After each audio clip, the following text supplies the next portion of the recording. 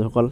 আজিৰ এই ভিডিঅ'ত কেইটামান আসাম হিষ্টৰীৰ জিকে এমসিকিউ আলোচনা কৰিম সবলক আমি ভিডিঅ'টো আৰম্ভ কৰোঁ সো আজিৰ ভিডিঅ'ৰ প্ৰথম কোৱেশ্চনটো হ'ল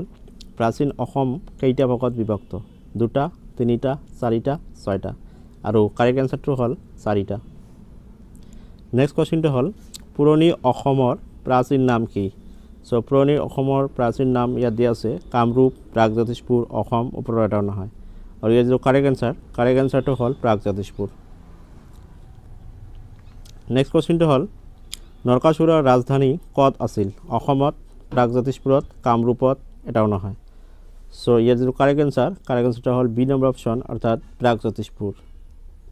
সো নৰকাসুৰৰ ৰাজধানী ক'ত আছিল প্ৰাগজ্যোতিষপুৰত নেক্সট কোৱেশ্চনটো হ'ল নৰকাসুৰে প্ৰতিষ্ঠা কৰা বংশটোৰ নাম কি কৌম বংশ মৌৰ্য বংশ ভৌম বংশ অসুৰ বংশ আৰু ইয়াৰ এনসাৰটো যদি আপোনালোকে জানে কমেন্ট বক্সত কমেন্ট কৰি দিব সো নেক্সট কোৱেশ্চনটো হ'ল জংগাল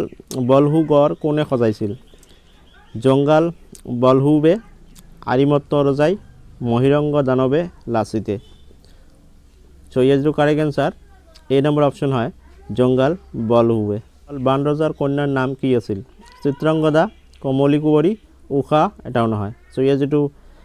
ৰাইট আনসাৰ উষা বান ৰজাৰ কন্যাৰ নাম আছে কি উষা অপশন নম্বৰ সি টো কাৰেক্ট হয় নেক্সট কোৱেশ্চনটো হ'ল অগ্নিগড় কোনে সজাইছিল আৰিমত্ত ৰজাই বান ৰজাই ভাস্কৰ বৰ্মনে হংসবেগে সো ইয়াৰ যে correct answer B number option বান ৰজাই সো নেক্সট কোৱেশ্চনটো হ'ল পাল বংশৰ প্ৰতিষ্ঠাপক ৰজা কোন হৰিপাল ব্ৰহ্মপাল ক্ষুদ্ৰপাল শিলভদ্ৰ সো ইয়াৰ যেটো পাল বংশৰ যেটো প্ৰতিষ্ঠাপক এটো ব্ৰহ্মপাল হয় বি নম্বৰ অপশনটো ৰাইট হয় সো নেক্সট কোৱেশ্চন হ'ল শালস্তম্ভ বংশৰ শেষৰজন ৰজাৰ নাম কি আছিল শিলভদ্ৰ নীলধ্বজ ত্যাগ সিংহ ভাস্কৰ বৰ্মন সো ইয়াৰ যেটো ৰাইট আনসাৰ সি নম্বৰ অপশন ত্যাগ সিংহ সো নেক্সট কোৱেশ্চন হ'ল বৰ্মন বংশৰ শ্ৰেষ্ঠ ৰজা কোন আছিল সো ভাস্কৰ বৰ্মন ভগদত্ত পাল বৰ্মন বিশু সিংহ সো ভাস্কৰ বৰ্মনটো ৰাইট আনসাৰ বৰ্মন বংশৰ শ্ৰেষ্ঠ ৰজাজনৰ নাম হ'ল ভাস্কৰ বৰ্মন নেক্সট কোৱেশ্চনটো হ'ল হৰ্ষবৰ্ধন আৰু কুমাৰ ভাস্কৰ বৰ্মাৰ লগত সংযোগ স্থাপন কৰা কটকীজনৰ নাম কি আছিল নীলধ্বজ হংসবেগ ত্যাগ সিংহ হৰিপাল সো ইয়াৰ কাৰেক্ট আনসাৰ হংসবেগ সো নেক্সট কোৱেশ্চনটো হ'ল আহোমসকলে অসমত কিমান বছৰ ৰাজত্ব কৰিছিল 600 বছৰ আহোম সাম্ৰাজ্যৰ অন্তিমজন স্বাধীন ৰজাৰ নাম কি চন্দ্ৰকান্ত সিংহ বুৰঞ্জী শব্দটো কোন ভাষাৰ শব্দ এইটো এ টাই ভাষাৰ চুতীয়া ৰাজ্য কোন চনত প্ৰতিষ্ঠা হৈছিল 1189 খ্ৰীষ্টাব্দত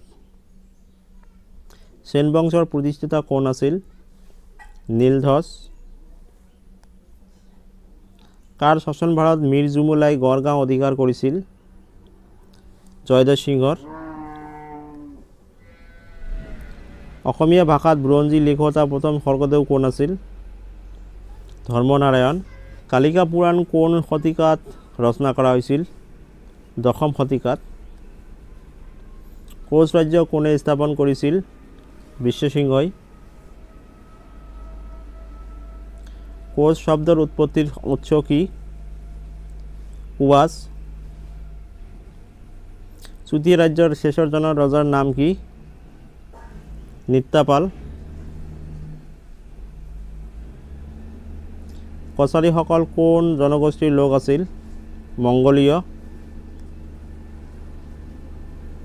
চুতীয়াসকলে পুৰোহিতক কি বুলি সম্বোধন কৰে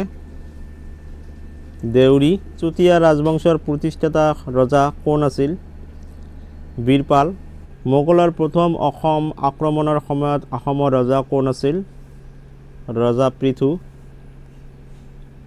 শৰাইঘাটৰ যুদ্ধ কেতিয়া হৈছিল 1671 খ্ৰীষ্টাব্দত শৰাইঘাটৰ যুদ্ধ কাৰ মাজত হৈছিল অসম আৰু মোগলৰ মাজত বাঘ হাজৰিকা কোন আছিল ইছমাইল সিদ্দিক গদাধৰ সিংহৰ পত্নীৰ নাম কি আছিল জয়মতী কুঁৱৰী জয়দল কোনে নিৰ্মাণ কৰিছিল ৰুদ্ৰ সিংহ ফ্ৰান্সেংমুং বৰগোহাঞিৰ পত্নীৰ নাম কি আছিল মূলা গাভৰু ইয়াণ্ডুবু সন্ধি কিমান চনত হৈছিল 1826 চনত বেগম ৰহমান বানু কোন অসমীয়া জীয়ৰীৰ নাম আছিল ৰমণী গাভৰু শুক্ৰেশ্বৰ মন্দিৰ কোন ৰজাৰ নেতৃত্বত স্থাপন হৈছিল প্ৰমত্ত সিংহ মোগলে কেইবাৰ অসম আক্ৰমণ কৰিছিল 17 বাৰ মানে অসম কেইবাৰ আক্ৰমণ কৰিছিল